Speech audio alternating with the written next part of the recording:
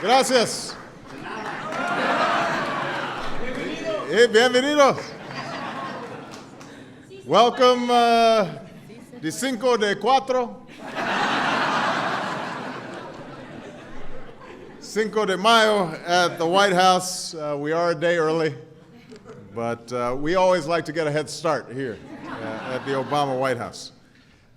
Cinco de Mayo marks a singular moment in Mexican history. Nearly 150 years ago, a ragtag band of soldiers and citizens, badly outnumbered and facing impossible odds, held their ground on a muddy hill to defend their nation from what was at the time the most fearsome fighting force in the world. That decisive victory at what became known as the Battle of Puebla ignited a pride in country and culture that Mexican Americans feel to this day. And tomorrow, on both sides of our border, we'll pay tribute to our shared heritage by celebrating with friends and family, with love and laughter.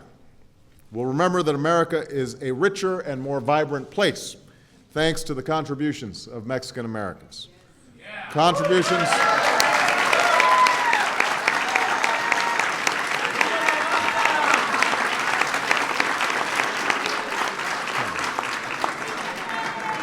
I knew that was Manny over there.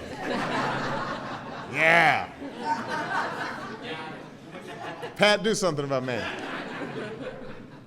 We'll remember that the contributions of commerce and culture, in language and literature, in faith, and in food have all made America a better place. And we will honor the service of Mexican Americans who've worn the uniform of the United States. We'll also recommit to advancing the ambitions and the dreams of generations of Mexican Americans and all Latinos who have had an immeasurable impact on the life of this nation. But even as we mark this joyous and festive occasion, we do so mindful of the fact that this is a difficult time for Mexico. The pain our global economic downturn has inflicted has only been deepened by the outbreak of the H1N1 flu, as well as the drug-related violence that's robbed so many of their future. One thing we know, good neighbors work together when faced with common challenges. And that's why we're working closely with the Mexican government to identify and treat illnesses that are caused by this new flu strain. I spoke to President Calderon on Saturday about this joint approach. That's why we're working in an urgent and coordinated fashion to end the drug wars.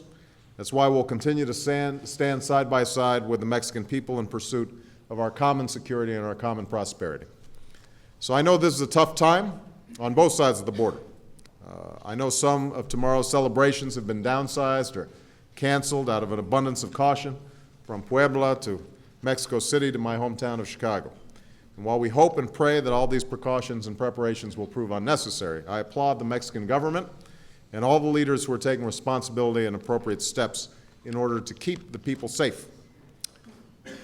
As we honor our heritage and our heroes tomorrow, I also know this: Mexicans, Americans, and Mexican Americans are all a people who've known trial and persevered in the face of incredible odds.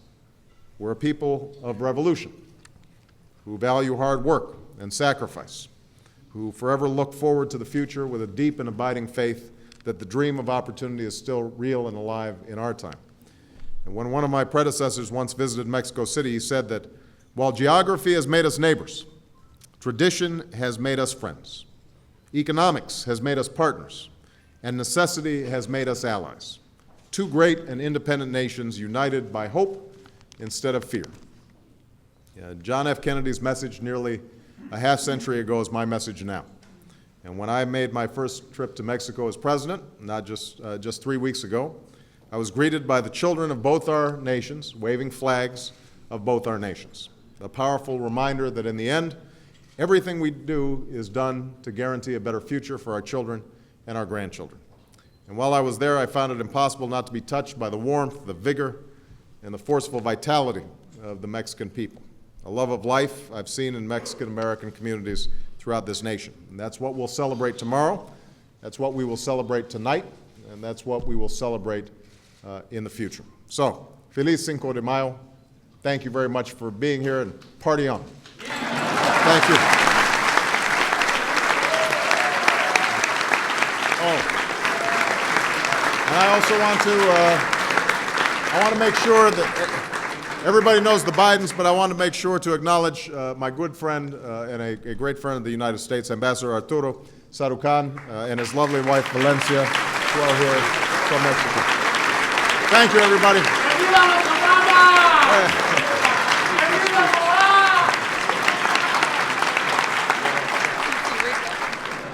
Wait. Hey, excuse me. In an incredible breach of protocol, I introduced my good friend, the ambassador, but he has greetings from the people of Mexico. And so I take complete responsibility for that. I apologize. Will everybody please settle down? And let's hear from our ambassador from Mexico.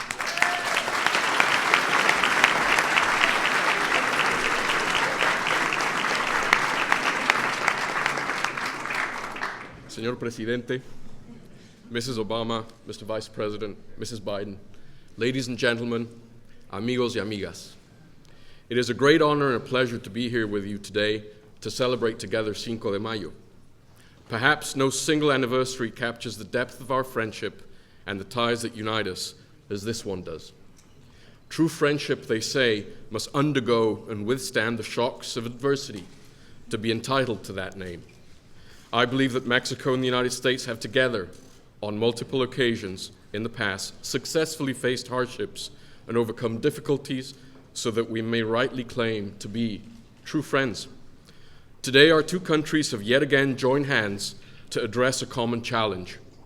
Over the past few days, we have worked together tirelessly, transparently, and responsibly to identify and contain the spread of the H1N1 influenza outbreak, reaffirming and strengthening our cooperation, as well as providing an all-too-real example of the benefits of close cooperation and of the need to continue to deepen and widen our ties so that we may together build a strategic partnership. Therefore, today, as the situation begins to stabilize, I would like to take this opportunity, Mr. President, to express the sincere gratitude of President Calderón and of the government and people of Mexico for all your support during this outbreak and for your personal commitment to strengthen the already strong ties that bind our two peoples. The festivities surrounding Cinco de Mayo may have their origin in the victory won in 1862 by Mexican forces against an invading French army. But the anniversary of the Battle of Puebla has become a truly transnational celebration, symbolizing the friendship that exists between our two nations, connected as they are by transborder ties of family, history, culture, and trade. Here in the United States, Cinco de Mayo has also become a broader celebration, binding all Latinos as a community, and has acquired distinctive American undertones. The transformation that this historic date has undergone in this country mirrors the one that all immigrants go through as they arrive and integrate into their new home, conscious that the U.S. thrives because it welcomes newcomers who in turn embrace its values and way of life. And that is as it should be in a nation of immigrants such as the United States. For American describes a oneness that points to citizenship and not the place of birth or nationality of the men and women it designates as Americans. It makes reference to a singular citizenship and a highly plural civil society. But beyond integration, there must also be empowerment. And this, to a great extent, is to be realized through the unity and organization that many of you here have dedicated your life to promoting within the Latino community.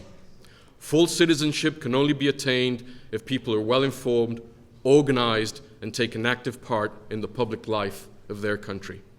Latino unity and organization is what precisely lies behind one of the most significant stories unfolding in contemporary America, the coming of age of the Hispanic community in this country, a community that many of you here represent today. We thus need to continue to actively encourage the responsible and intelligent civic engagement and empowerment of Latinos, to make sure that their voice is heard and their culture celebrated, and to ensure that they prosper as America prospers. This is no small task, for notwithstanding the fact that the United States is a country that welcomes immigrants, it would be naive to think that empowerment comes naturally and inevitably as a result of integration. For most recent immigrants, many of them Latinos, the obstacles are indeed significant. Some would like to make these people invisible. But as Ralph Ellison once said of the African American community, if they are invisible, it is simply because people refuse to see them. This cannot stand, for to quote Ellison, "America is woven of many strands. I would recognize them and let it so remain. Our fate is to become one and yet many. This is not prophecy, but description." Ladies and gentlemen, no other bilateral relationship is more important for the security and the prosperity of the United States than its relationship with Mexico, in the same way that the well-being of the Mexican people is inextricably tied to the fate of the United States. We must ensure that on both sides of the border, our citizens remain co-stakeholders to this all-important bilateral relationship. And in this endeavor, the Latino community must continue to play a key role. The celebration of the Cinco de Mayo by both our countries is a most permanent reminder of the common bond and heritage that our two nations share. What we celebrate here today, Mr. President, is a common past and the hopes and aspirations for a common future. Thank you very much. Feliz Cinco de Mayo.